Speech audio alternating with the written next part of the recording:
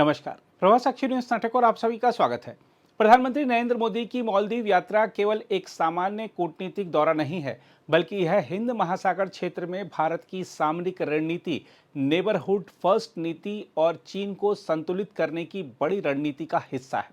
साथ ही प्रधानमंत्री की मालदीव यात्रा से ठीक पहले भारत ने लक्षद्वीप को लेकर जो बड़ा फैसला किया है, उसके भी गहरे निहितार्थ हैं।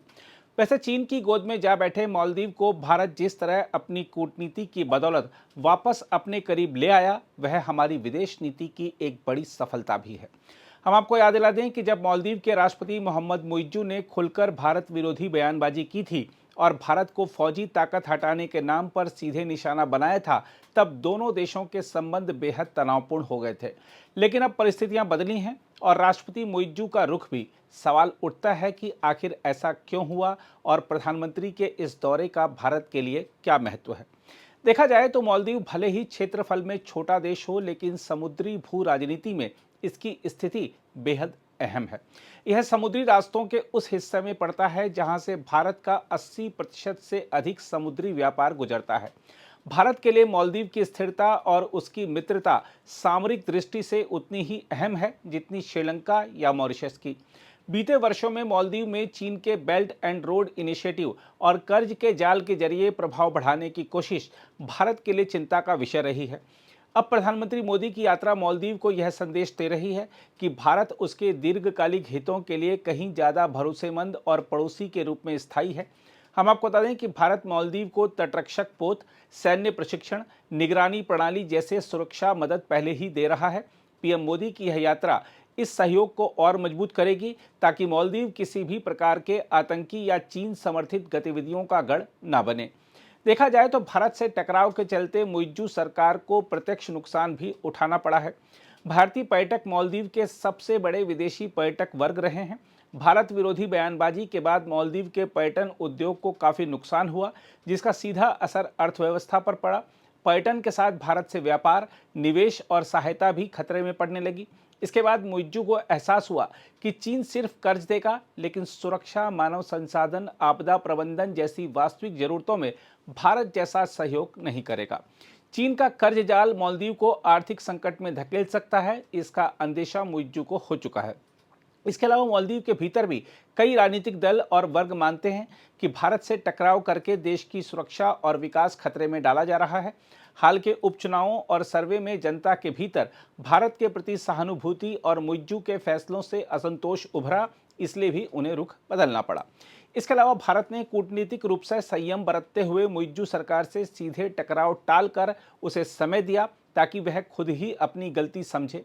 इससे मुइज्जू ने भी अपनी गलती को फेस सेविंग के साथ सुधारने का अवसर देखा और पीएम मोदी के दौरे को स्वीकार कर लिया। माना जा रहा है कि प्रधानमंत्री मोदी की मालदीव यात्रा के जरिए भारत हिंद महासागर में अपनी पकड़ मजबूत करेगा, चीन के प्रभाव को संतुलित और बीआरआई के खतरे को सीमित करेगा। साथ ही सुरक्षा सहयोग, आतंकवाद विरोधी अभियान और समुद्री निगरानी को आगे बढ़ाएगा तथा मालदीव को भविष्य में भारत विरोधी राजनीति से दूर रखेगा।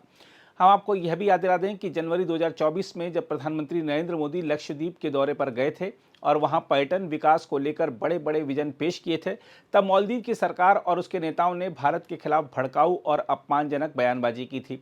उस समय मालदीव के पर्यटन सेक्टर के एक वर्ग को डर था कि भारत लक्षद्वीप को मिनी मालदीव के रूप में खड़ा करके उनके पर्यटन को नुकसान पहुंचाएगा। यही वजह थी कि उस समय भारत और मालदीव के रिश्तों में तल्खी आ गई थी। लेकिन अब जब प्रधानमंत्री नरेंद्र मोदी मालदीव जा रहे हैं और दोनों देशों के रिश्तों में सुधार की बात हो रही है, उसी समय रक्षा मंत्रालय द्वारा लक्षद्वीप के कुछ हिस्सों को सैन्य उद्देश्यों के लिए अधिग्रहित करने की प्रक्रिया शुरू करना महज संयोग नहीं है। इसके पीछे भारत की एक बहुत स्पष्ट सामरिक रणनीति काम कर रही है। हम आपको बता दें कि हिंद महासागर में चीन की नौसैनिक गतिविधियां और स्ट्रिंग ऑफ पर्ल्स नीति भारत के लिए लगातार खतरा बनी हुई है। मालदीव, श्रीलंका और पाकिस्तान के बंदरगाहों में चीन अपनी मौजूदगी बढ़ा रहा है। ऐसे में भारत लक्षद्वीप में सुरक्षा और नौसैनिक उपस्थिति को मजबूत करके एक सामरिक बैलेंस बना रहा है। इसके अलावा मालदीव की मौजूदा सरकार बार बार भारत के खिलाफ रुख बदल चुकी है। भविष्य में फिर कोई चाइना फ्रेंडली सरकार आई तो भारत के पास अपने ही समुद्री क्षेत्र में स्ट्रेटेजिक पोजीशन मजबूत करने का विकल्प लक्षद्वीप के जरिए सुरक्षित रहेगा। देखा जाए तो लक्षद्वीप का भौगोलिक स्थान बेहद संवेदनशील है। यहाँ से भारत मलक्का स्ट्रेट और इंडियन ओशियन की समुद्री निगरानी को और अधिक सुदृढ़ कर सकता है। अमेरिका, जापान, ऑस्ट्रेलिया के साथ क्वाड सहयोग के तहत भी भारत अपनी स्ट्रेटेजिक पोजीशन को मजबूत कर रहा है। लक्षद्वीप में रक्षा अधिग्रहण का उद्देश्य केवल एयरबेस या नौसैनिक अड्डा बनाना नहीं, बल्कि मिलिट्री लॉजिस्टिक सपोर्ट, समुद्री निगरानी स्टेशन और रक्षा इंफ्रा तैयार करना है, ताकि भविष्य में किसी भी संकट के समय भारत को पश्चिमी समुद्री सीमा पर सैन्य पहुंच में आसानी हो। सवाल उठता है कि प्रधानमंत्री की मालदीव यात्रा से पहले ही लक्षद्वीप के बिट्रा द्वीप के अधिग्रहण की प्रक्रिया क्यों शुरू हुई है। दरअसल माना जा रहा है कि यह संदेश दिया जा रहा है कि भारत अब केवल डिप्लोमेटिक रिलेशन पर निर्भर नहीं रहेगा, बल्कि अपने हितों की रक्षा के लिए ऑपरेशनल कैपेबिलिटी भी खड़ी कर रहा है। मालदीव को साफ संकेत भी दिया जा रहा है कि यदि वह फिर से चीन की गोद में जाता है या भारत विरोधी रुख अपनाता है तो भारत को उसकी जरूरत नहीं है, क्योंकि लक्षद्वीप भारत के पास अपने मिनी मालदीव जैसा विकल्प बनकर तैयार होगा। देखा जाए तो प्रधानमंत्री मोदी का मालदीव दौरा अब मजबूरी नहीं, बल्कि भारत की स्ट्रांग पोजीशन से हो रहा है। भारत पहले ही अपनी सुरक्षा विकल्प सुरक्षित कर रहा है। लक्षद्वीप का सैन्य अधिग्रहण और मालदीव यात्रा दोनों साथ साथ यह दिखाते हैं कि भारत अब केवल डिप्लोमेसी या फ्रेंडशिप के भरोसे अपनी सुरक्षा नहीं छोड़ रहा, बल्कि वह अपने हर पड़ोसी के संभावित जोखिम के लिए सैन्य और भौगोलिक दोनों मोर्चों पर खुद को तैयार कर रहा है। देखा जाए तो लक्षद्वीप के जरिए भारत ने मालदीव और चीन के गठजोड़ को भी जवाब दिया है।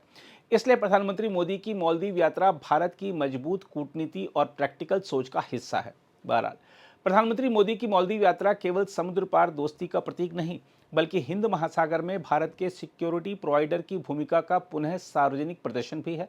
उम्मीद की जानी चाहिए कि राष्ट्रपति मुइज्जू ने समय रहते समझ लिया है कि भारत से दूरी और चीन से नज़दीकी दोनों ही उनके देश को अस्थिर कर सकते हैं। इसमें कोई दो राय नहीं कि मालदीव के इस बदले रुख का सीधा श्रेय भारत की स्थायी और धैर्यपूर्ण कूटनीति को जाता है। यह यात्रा भारत की विदेश नीति में एक और बड़ी सफलता के रूप में याद की जाएगी।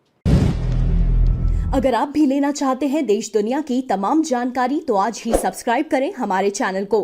साथ ही नीचे दिए बेल आइकन को जरूर दबाएं ताकि हर अपडेट आप तक पहुंच सके।